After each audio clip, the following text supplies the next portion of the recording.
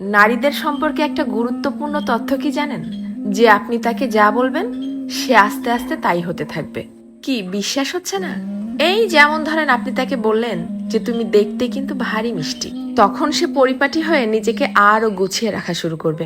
আপনি যদি তাকে ভালো বলেন সে আরো ভালো হতে থাকবে।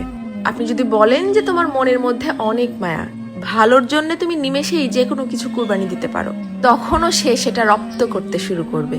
কিন্তু যখনই আপনি তার খুঁত ধরা শুরু করবেন, তার ছোট ছোট ভুলগুলোকে বড় বানিয়ে তাকে সবার সামনে অপমান করে ছোট করবেন, সে এটা পারে না, সে ওটা করে না, সে একজন বেয়াদব, সে একজন অসভ্য, মুখে মুখে তর্ক করে, সে একজন মারাত্মক রাগী তেজি জিদ্দি মহিলা, এ ধরনের কথাগুলো যখন তাকে কষ্ট দিয়ে বলবেন, সে কিন্তু আস্তে আস্তে তাই হতে থাকবে। কারণ তখন সে ইতোমধ্যেই জেনে গেছে যে আমার আর ভালো কিছু প্রকাশ করার মতো কিছু নেই।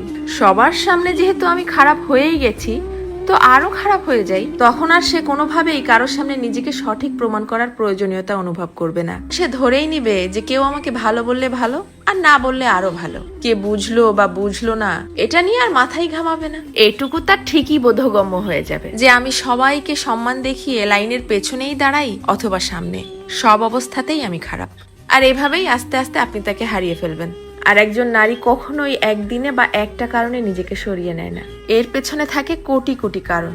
এর জন্যই কথাই আছে না যে কথাতেই জয় আবার কথাতেই ক্ষয়। কারো ভুল ধরিয়ে দিতে হয় একান্তে, সবার গোপনে। আর কারো প্রশংসা করতে হয় তাকে সামনে রেখেই সবার সামনে। কারো প্রশংসা করাও কিন্তু একটা মহৎ গুণ, যা মানুষের স্বভাব এবং আচরণকে নিমিষেই পরিবর্তন করতে পারে। মানুষ কথা তো বলতে শিখে যায় 2 বছরে, কিন্তু কোন কথা কোথায় কিভাবে বলতে হবে সেটা হয়তো শেখা হয় না 50 বছরেও। এটাও কিন্তু মানুষের জীবনের একটা বড় ব্যর্থতা।